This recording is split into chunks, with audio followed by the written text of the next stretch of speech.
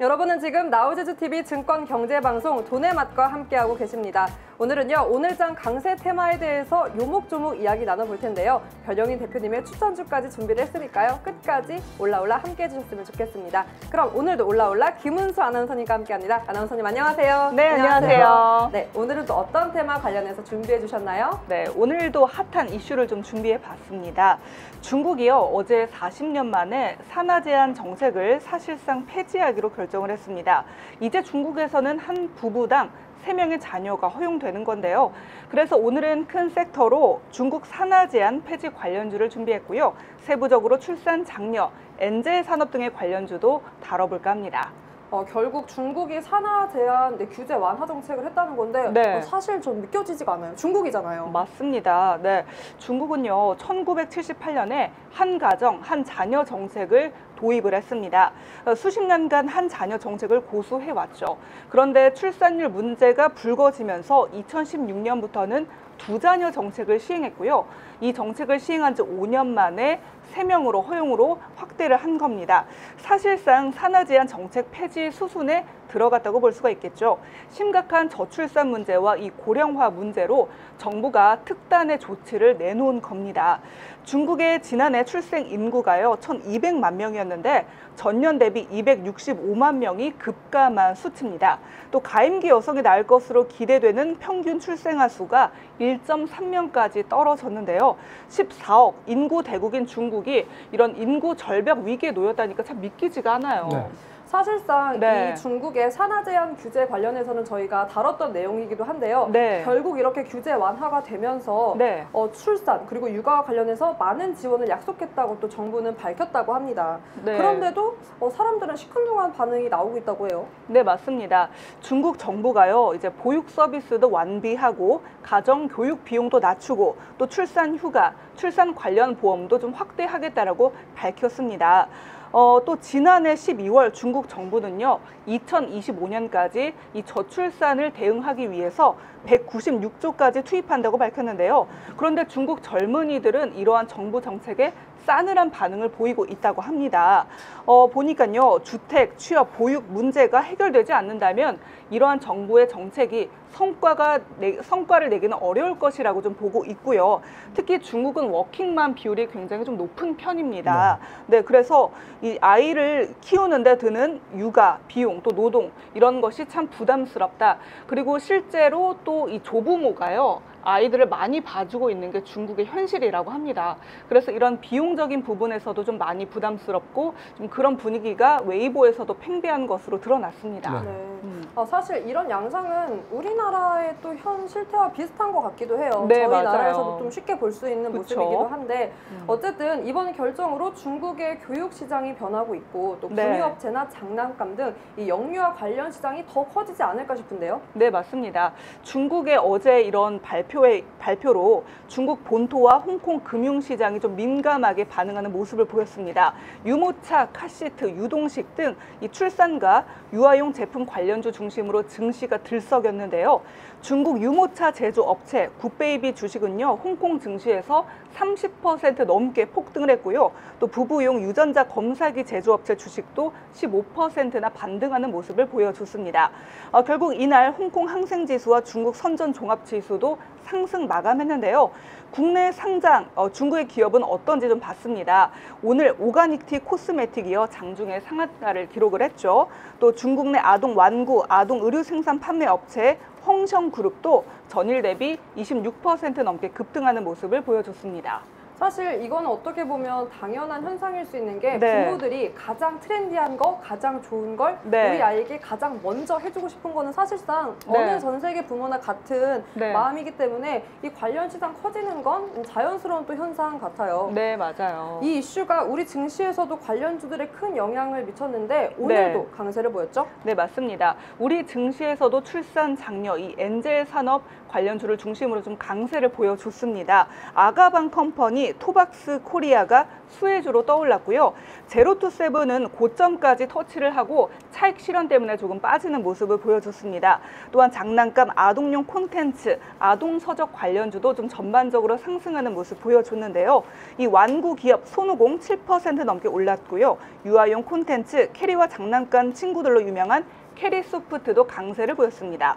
또한 유아동 서적, 영어 교재 등 이 서적 출판 사업을 전문으로 하는 삼성출판사도 소폭 상승하는 모습을 보여줬습니다. 그리고요, 메일유업, 메일홀딩스도 상승세를 보였습니다.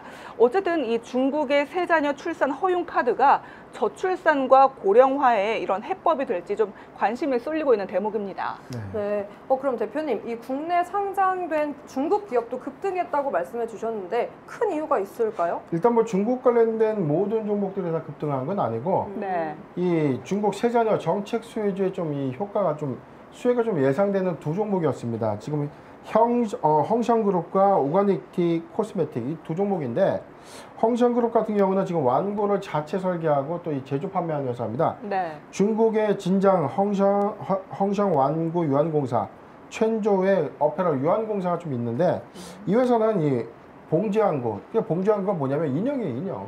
네. 인형 우리가 좀 꼬매가지고 이렇게 좀 만들죠. 네네. 자, 이제 봉제에서 만들 수 있는 이 천으로 된 인형 완구, 그 다음에 전동 완구, 애니메이션 이 완구 등이 있고 이 대부분이 아동을 좀 타겟으로 하기 때문에 네. 이에 따라 또 수혜주로 좀 부각이 되면서 시세가 좀 강하게 좀 나오고 있고요. 네. 오가닉티 코스메틱은 중국 내 이 실질적인 어떤 자회사를 통해서 이 영유아 용품을 좀 만듭니다. 네. 뭐 목욕용품, 그다음에 뭐 바디워시, 뭐 그다음에 뭐 젖병, 뭐 클렌징 제품, 뭐 화장품 같은 그런 어떤 토탈 제품, 유아 전용의 토탈 제품을 좀 만들다 보니까 네. 이 두 종목이 좀 수혜주로 좀 거론되고 있는데 국내에서 우리가 지난번에 우리가 저출산 관련주 한번 다뤘지 않습니까? 네.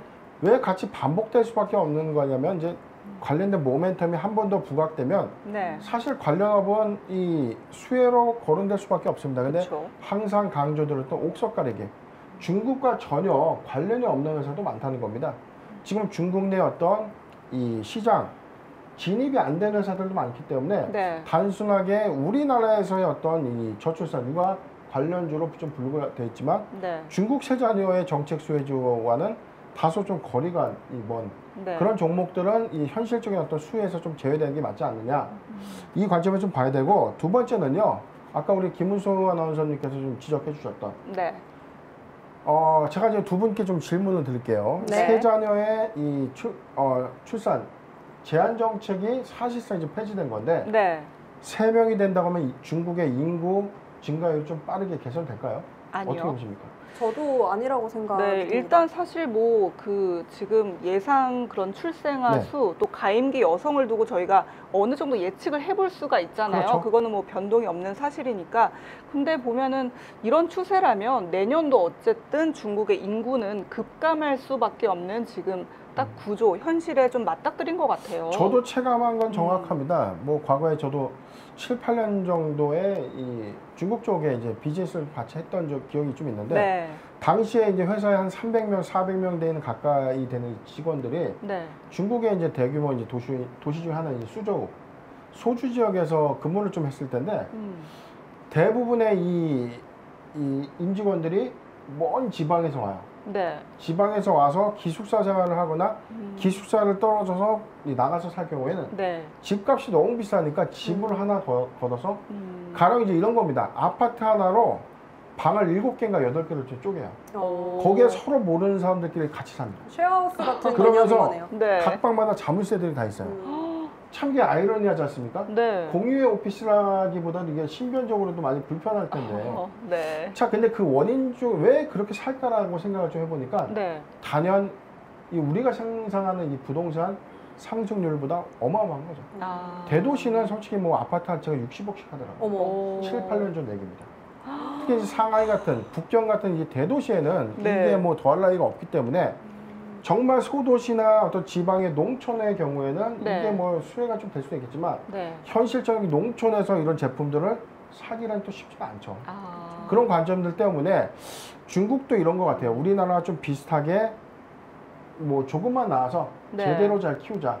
또는 젊은 층에서의 어떤 이 자리 잡기가 좀 힘든 그런 어떤 맞아요. 경제 여건들 때문에 이런 어떤 이 중국 세자녀 정책이 다소 조금 네. 파격적인 어떤 조건이 아니라면 네. 좀 크게 인구가 좀 증가할 수 있는 요인은 아니지 않나라는 네. 좀 생각이 좀 듭니다. 그렇죠. 인원을 장려하기보다는 관련된 네. 정책을 좀 개선하는 것도 우선시 되어야 되는 게 맞는 부분 같아요. 그렇죠. 그게 오히려 더 장려하는 정책일 수 있으니까. 그렇습니다. 네, 그럼 대표님, 사실 저희 지난달 13일에 대표님께서 이렇게 골라주셨던 육아 저출산 관련주 5종목 꼽아주셨는데 기억하시죠?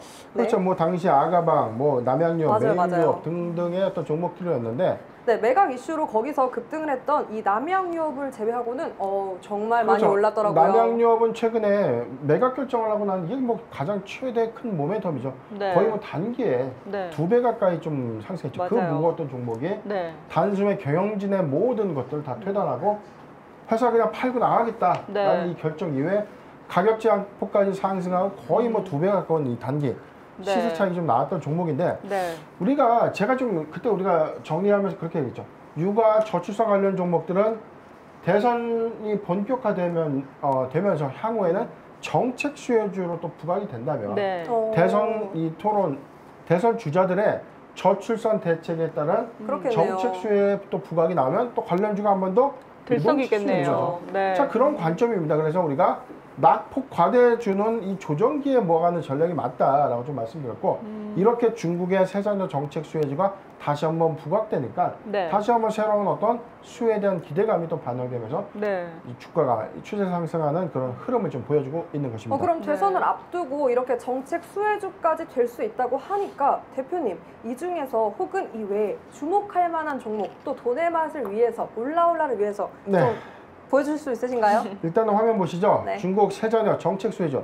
자, 2종목 정도가 더 추가되고 몇 가지 빠졌는데 헝성그룹, 오가닉티, 코스메틱, 아가방 컴퍼니, 도박스 코리아, 깨끗한 나라, 남양유업, 메일유업, 제로투세븐 뭐 등등등 아주 많습니다. 제가 보는 관점의 픽은 이렇게 8종목인데 네. 중국 세자녀 관련된 정책 수혜주에 또 같이 이렇게 또 한바탕 또 포함되는 이 부분들 국내 저출산 육아 관련주죠. 그렇죠. 항상 말씀드리지만 대선 테마주의 인맥주 이후에는 정책 수혜주라고 해서 대선 토론이 좀 본격화되면 네. 대선 주자들의 어떤 이 정책에 대해서 뭐 관련된, 이야기를 좀 하지 않습니까? 네. 뭐 부동산 정책 어떻게 할 것인가, 네. 친환경 에너지 정책, 그다음에 뭐 고용 장려 정책, 네. 그다음에 뭐 육아 저출산 정책. 그래서 관련된 어떤 이야기가 나올 때마다 관련주가 한 번씩 요동칠 수밖에 없습니다. 그렇죠. 과거의 대선주를 우리가 경험해 봄에 따라도 인맥주 위에 넘어가는 정책 수혜주에 이 저출산, 육아 관련주는 한 번 더 부각될 이슈가 있기 때문에 여기서 네. 한 번 더 우리가 눈여겨볼 포인트가 있는 종목들은 단연 아가방 컴퍼니, 제로투세븐, 그 다음에 땡땡땡인데 상단 그리고 하단에 궁금해. 노란톡. 땡땡땡. 네. 다 알려주면 뭐 재미가 없지 않습니까? 그쵸. 그렇죠. 그 땡땡땡 그리고 땡땡땡 아마 몇 가지 더 있을 거예요. 네. 궁금하신 분들께서는 상단에 있는 전화번호 그리고 하단에 있는 노란 톡방으로 연결해 주시면 더 자세하게 분석 도와드리겠습니다. 오늘장 특징주 중국 산하 제한 폐지 관련주 살펴봤는데요. 도움 말씀 주신 또 준비해 주신 아나운서님, 대표님 감사합니다. 네, 네, 감사합니다.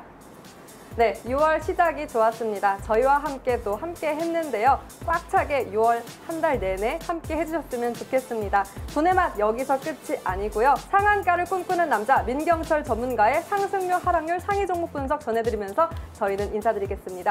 돈의 맛 끝까지 함께 해주세요.